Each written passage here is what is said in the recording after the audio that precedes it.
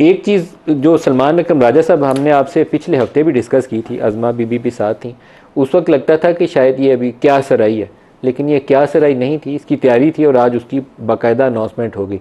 अब इसके ऊपर आपका रद्दमल और स्ट्रेटजी और हिकमत अमली क्या होगी? देखिए, एक बचकाना सी हरकत है। मुझे तो ये सोचकर अफसोस होता है कि हमारा मुल्क किस सतह के लोगों के इस वक्त कब्ज़े में है। कौन ये मंसूबा साज हैं जो बैठकर ये सोचते हैं? ये बिल्कुल मुझे लगता है कोई खिलंडरे से बच्चे सड़क से उठकर अंदर आते हैं और सोचते हैं ये हम कर दें। इसमें ना फरासत है, ना इसमें कोई तारीख़ का इदराक है, ना इसमें कोई मुस्तकबिल की समझ है, ना हाल के हवाले से ये सोचते हैं कि इस मुल्क में अफरा तफरी फैलाकर लोगों को मायूस करके हम इस मुल्क के लिए क्या हासिल करेंगे। तो मुझे तो अफसोस होता है। देखिए, इससे कुछ नहीं होगा, कोई बैन नहीं कर सकता पीटीआई को, कोई अदालत ये नहीं करेगी। बैन एक मज़ाक़ा खेज़ बात है। नेशनल अवामी पार्टी को बैन किया था 1975 में, पीपल्स पार्टी की गवर्नमेंट ने रेफरेंस की और उस वक्त के सुप्रीम कोर्ट ने इंतहाई एक अफसोसनाक फैसले में उस बैन को अपहोल्ड किया। उसका नतीजा क्या हुआ? देखिए, दो नताइज हुए। एक तो ये कि अवामी नेशनल पार्टी बन गई। बहुत से लोग जो नेशनल अवामी पार्टी के थे उन्होंने नई जमात अगले दिन खड़ी कर दी अवामी नेशनल पार्टी के नाम से, लेकिन वो मुकम्मल तौर पे उसका नेमुल बदल नहीं थी नेशनल अवामी पार्टी का। बहुत से लोग जो नेशनल अवामी पार्टी के साथ थे वो अवामी नेशनल पार्टी में नहीं आए, वो तितर बितर हो गए। सियासत में एक खला पैदा हुआ। उस खला को फिर उन लोगों ने पुर किया जिनके खून आशाम जो हरबे हैं उनसे हम आज तक हम खौफज़दा भी हैं और परेशान भी हैं। तो मुल्क में आप जब एक वैक्यूम, एक खला पैदा करते हैं तो उस खला को कौन पुर करेगा ये आपके इख्तियार में नहीं होता। पीटीआई इस वक्त मुल्क की सबसे बड़ी जमात है। मुल्क का जो यूथ है, जो तबका है 25 से आप कह लीजिए 40 साल तक की उम्र का, उसमें एक बहुत ही बड़ी तादाद इस जमात के साथ मुंसलिक है। आइंदा के बारे में जो लोग ख्वाब देखते हैं, जो उम्मीदें रखते हैं, वो इस जमात से मुंसलिक हैं। अगर आप ऐसा करते हैं तो आप उन तमाम लोगों को मुतनफ़र करते हैं रियासत से। और देखिए, पीटीआई कोई लिसानी जमात नहीं है, इसकी सियासत लिसानियत पर मबनी नहीं है, ये सूबाई जमात नहीं है, ये किसी फ़िरके से मुंसलिक जमात नहीं है। ये पाकिस्तानियत का जो हमारा एक राइज तसव्वुर है, ऐन उसके वस्त में खड़ी हुई एक जमात है। ये हर तरह से पाकिस्तान के तमाम उन नज़रियात को उजागर भी करती है, उनको आगे लेकर भी चलती है जिनको हम समझते हैं कि पाकिस्तानियत का वो एक अहम तरीन जुज़्व हैं। नज़रिया पाकिस्तान आप कह लें, मैं वो लफ्ज़ इस्तेमाल नहीं करना चाहता था।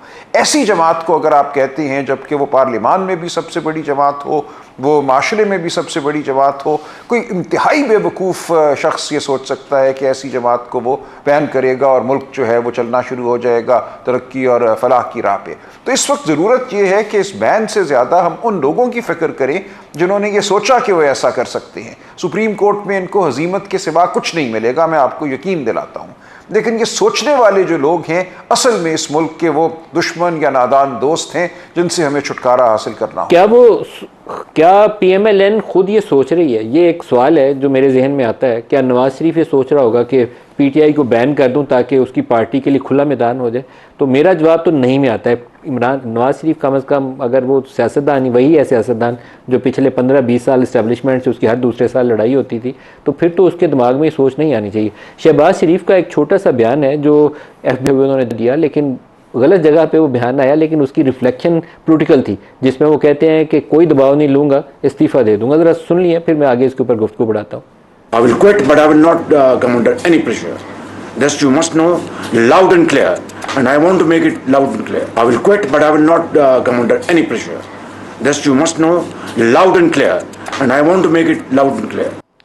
मुस्तफ़ा साहब, बाज़ औक़ात मुझे लगता है कि पीएमएलएन वो बेचारे फंस गए हुए हैं। अब भाग भी नहीं सकते, क्योंकि पहले भागने की हुकूमत साजी के वक्त कोशिश की थी तो वो लियाकत साहब जो थे कमिश्नर रावलपिंडी, उन्होंने प्रेस कॉन्फ्रेंस कर दी तो रात के 12 बजे जरदारी साहब और शहबाज साहब ने बैठ के इत्तेहाद बना लिया। अब दोबारा इन्होंने इस्तीफ़े की बात की है तो उससे कोई बड़ी चीज़ आ जाएगी। दे आर प्रोबेबली हेल्पलेस इस वजह से कि जब आप कॉम्प्रोमाइज़ कर लेते हैं मलिक साहब, कॉम्प्रोमाइज का मदर ऑफ ऑल कॉम्प्रोमाइज कि आप कॉम्प्रोमाइज भी एक छोटा लफ्ज नजर आता है, तो उसके बाद फिर आपके पास वो गुंजाइश नहीं रह जाती। जब आप कोई फायदा हासिल कर लेते हैं और गैर कानूनी गैर आईनी फायदा हासिल करते हैं, और इससे बड़ा फायदा क्या होगा कि अवामी मैंडेट के अगेंस्ट फॉर्म 47 आपको हाथ में पकड़ा कर असेंबलियों के अंदर पहुंचा दिया जाए तो फिर आप बात नहीं कर सकते। फिर आप पाकिस्तान के मफाद की भी जो बात हो तो आप आगे खड़े नहीं हो सकते और ये नहीं कह सकते कि जनाब ये काम हम बतौर सियासतदान भी नहीं इसलिए करेंगे कि ये मुल्क के मफाद में नहीं है, इससे मुल्क के अंदर इंतशार फैलेगा। एक जब पूरी वफाकी जमात को जब आप बैन करने की जानिब चल पड़ेंगे तो क्या आपका क्या ख्याल है कि इस मुल्क के अंदर ये सब कुछ बहुत आराम से हो जाएगा? क्या इसके ऊपर इदारे रिएक्ट नहीं करेंगे, जुडिशरी रिएक्ट नहीं करेगी? वही जुडिशरी के जिसने आज से चंद दिन पहले उन्होंने पीटीआई को बतौर सियासी जमात सुप्रीम कोर्ट के 11 जजेस ने उसको तस्लीम किया, तमाम जजेस ने उसको तस्लीम किया।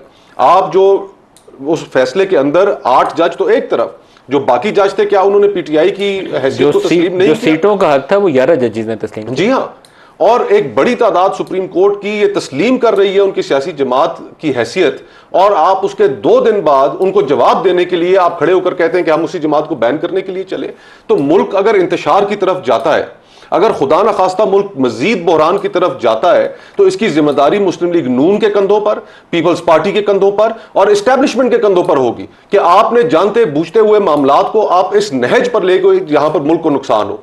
हम किसी भी नुकसान के मुतहम्मिल नहीं हो सकते। मलिक साहब, लोग इस वक्त जो जुलाई और अगस्त के बिजली के बिल आने लोगों को, लोग अपना गुजारा नहीं कर पा रहे। 50% पाकिस्तानी तकरीबन इस वक्त सतह गुर्बत से नीचे जा चुका है वर्ल्ड बैंक की रिपोर्ट के मुताबिक। 50% पाकिस्तानी, ये आधा मुल्क इस वक्त सतह गुर्बत से नीचे जा चुका है।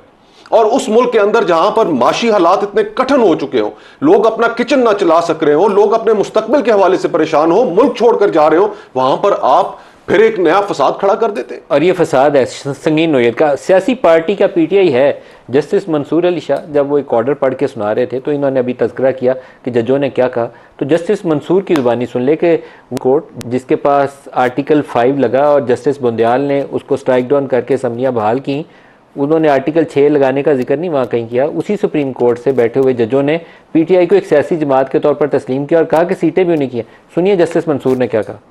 It is declared that for the purposes and within the meaning of paragraphs D and E of clause 6 of Article 51 and paragraph C of clause 3 of Article 106 of the Constitution, Pakistan Tehreek-e-Insaf (PTI) was and is a political party which secured or won the 2 terms being interchangeable general seats in the national and provincial assemblies in the general elections of 2024 as hereinafter provided.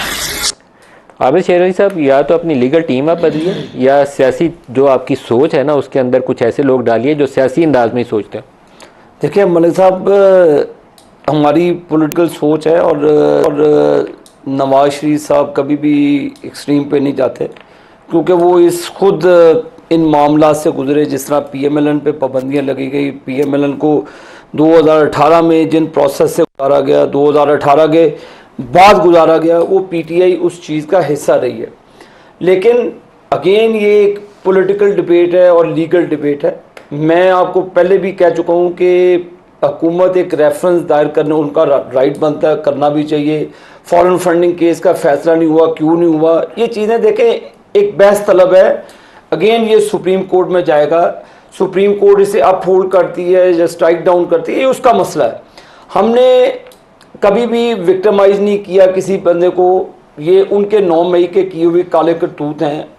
आप भी उसके शायद हैं जिन लोगों ने आग लगाई, जो लोग कोर कमांडर हाउस की तरफ लेकर गए। ये पाकिस्तान की पॉलिटिक्स में कभी भी नहीं हुआ मलिक साहब। आपको ये किसने इख्तियार दिया, आपको किसने सोच दी कि अगर आप वजीर आजम हैं तो सब कुछ ठीक है? अगर आपके कहने पर जनरल फैज़ हमीद को चीफ ऑफ आर्मी स्टाफ नहीं बनाया जाता, वही लोग आपको जहाज़ों में भर कर लाकर प्लेट में हुकूमत देते हैं, तो उस वक्त अमेरिका का दबाव नहीं होता।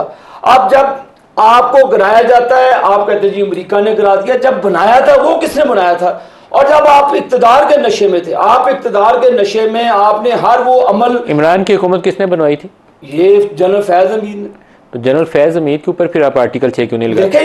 देखें ये अदालतें और सारा निजाम नहीं, आपकी हुकूमत ने मूव करना है ना आर्टिकल 6 के दौर जनरल मुशर्रफ के अगेंस्ट किया नहीं था, वो आपने सजा भी भुगत ली उसकी। भुगती, लेकिन किया नवाज शरीफ के। अब आपने आर्टिकल 6 लगाना है तो उनके खिलाफ लगाएं जिन्होंने आपकी हुकूमत गिराई। नवाज शरीफ साहब ने जो बलोचिस्तान में आपकी हुकूमत किसने गिराई थी? मलिक साहब, बलोचिस्तान में आपकी हुकूमत किसने गिराई थी? फैज़ हमीद ने। आपके शेर का निशान सेनेट इलेक्शन में किसने छीना था? और जजेस ने।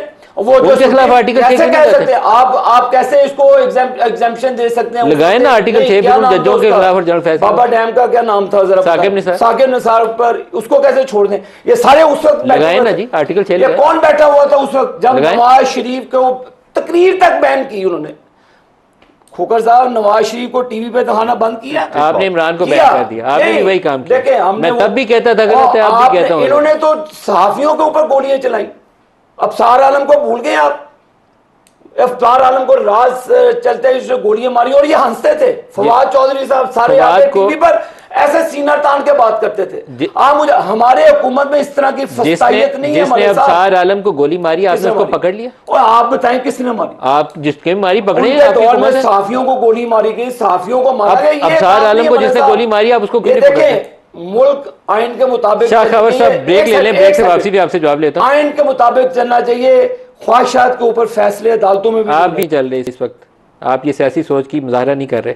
मैं बिल्कुल ब्रेक ले लें, हमारे साथ रहिएगा।